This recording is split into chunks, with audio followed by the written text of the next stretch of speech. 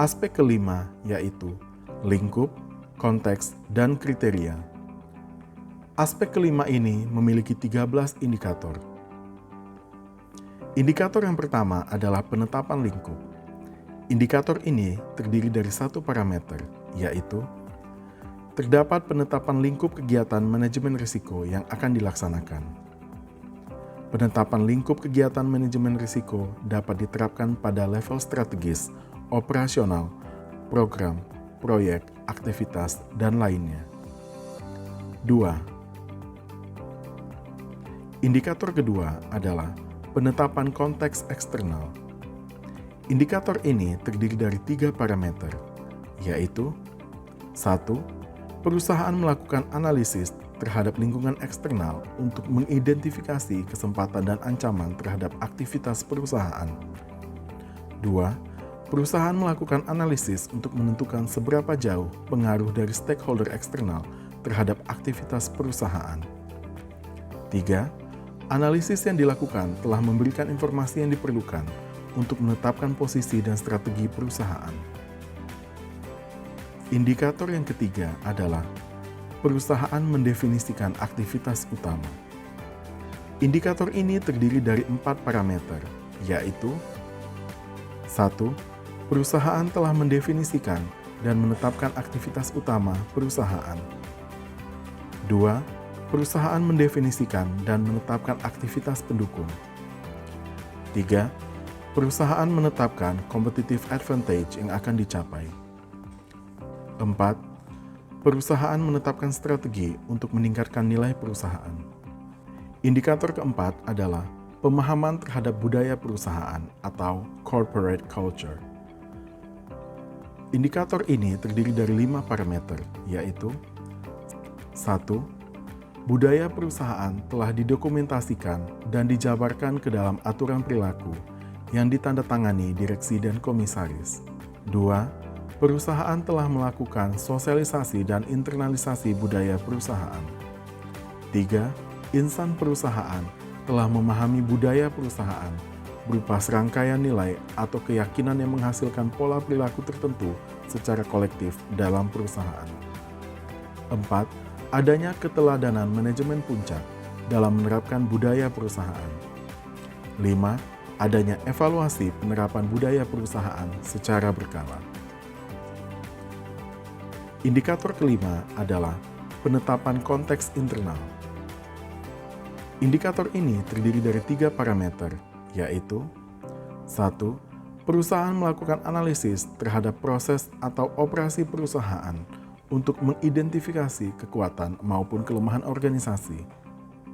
2. Perusahaan melakukan analisis untuk menentukan seberapa jauh pengaruh dari stakeholder internal terhadap aktivitas perusahaan. 3. Analisis yang dilakukan telah memberikan informasi yang diperlukan untuk menetapkan posisi dan strategi perusahaan. Indikator keenam adalah tata kelola perusahaan yang baik atau good corporate governance. Indikator ini terdiri dari 1 parameter, yaitu perusahaan menerapkan tata kelola perusahaan yang baik yang ditunjukkan dengan indeks kepuasan pekerja yang baik, tidak ada kasus hukum perusahaan yang diputuskan bersalah, tidak ada top manajemen yang dituntut perkara pidana atau perdata terkait pengurusan perusahaan, tidak ada perselisihan dengan masyarakat sekitar, dan tren kinerja yang membaik. Indikator ketujuh adalah kapabilitas sumber daya manajemen risiko. Indikator ini terdiri dari 4 parameter, yaitu 1. Perusahaan menyediakan pendidikan, pelatihan, dan pengembangan pegawai untuk mendukung pencapaian sasaran perusahaan, antara lain, terdapat program pengembangan pegawai berdasarkan kompetensi gap analysis, adanya anggaran yang mencukupi untuk diklat dan pengembangan SDM. Diklat dilaksanakan sesuai program pengembangan. Terdapat sistem evaluasi untuk mengukur capaian kinerja kegiatan diklat. Evaluasi pemahaman, pengaruh pada pelaksanaan pekerjaan, dan dampak pada peningkatan kinerja. 2. Perusahaan telah mengelola pengetahuan atau knowledge management, agar seluruh jajaran perusahaan memiliki pengetahuan yang sesuai perkembangan zaman, termasuk pengetahuan tentang manajemen risiko. 3. Perusahaan menciptakan lingkungan kerja yang kondusif, memberikan jaminan kesehatan, keselamatan, keamanan, dan kenyamanan bekerja bagi pegawai. 4. Perusahaan memiliki sistem reward and punishment yang dikaitkan dengan kemampuan menangani risiko dan sistem ini dilaksanakan. Indikator ke-8 adalah mendefinisikan pola pengambilan keputusan dalam manajemen risiko. Indikator ini memiliki satu parameter, yaitu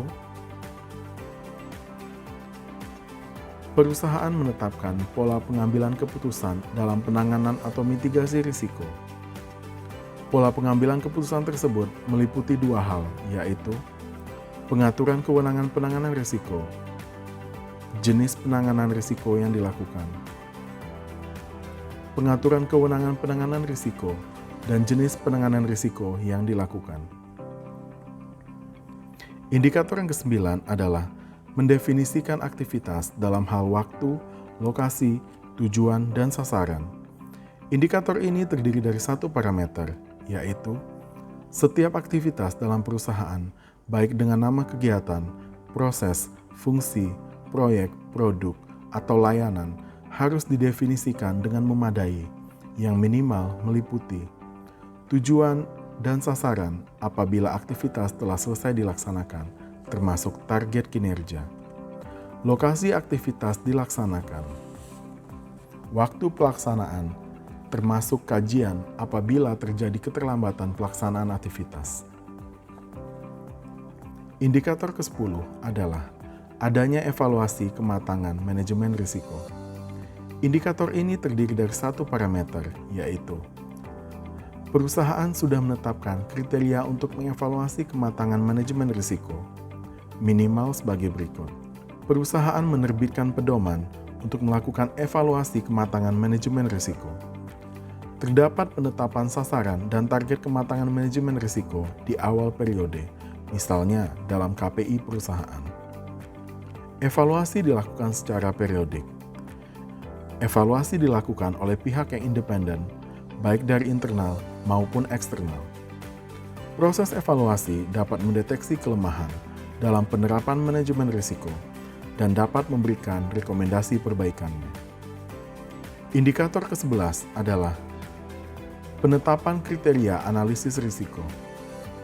Indikator ini terdiri dari satu parameter, yaitu perusahaan telah melakukan penetapan kriteria analisis risiko yang mencakup kriteria kemungkinan atau likelihood dan kriteria dampak atau impact. Indikator ke-12 adalah penetapan kriteria evaluasi risiko. Indikator ini memiliki satu parameter, yaitu perusahaan telah melakukan penetapan kriteria evaluasi risiko yang mencakup kriteria selera risiko atau risk appetite, kriteria toleransi risiko atau risk tolerance, dan kriteria prioritas risiko atau risiko. Perusahaan telah melakukan penetapan kriteria evaluasi risiko yang mencakup kriteria selera risiko, kriteria toleransi risiko, dan kriteria prioritas risiko. Indikator ke-13 adalah penetapan kriteria efektivitas proses manajemen risiko. Indikator ini terdiri dari satu parameter, yaitu perusahaan telah melakukan penetapan kriteria efektivitas proses manajemen risiko yang mencakup kriteria efektivitas pelaksanaan proses manajemen risiko dan kriteria efektivitas pelaksanaan perlakuan risiko. Perusahaan telah melakukan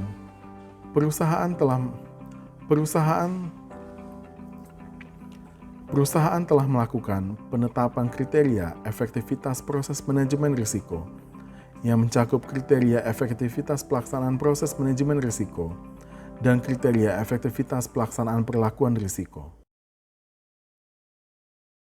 Terima kasih telah menyaksikan video ini. Untuk informasi lebih lanjut dapat mengunduh pedoman pada kolom deskripsi.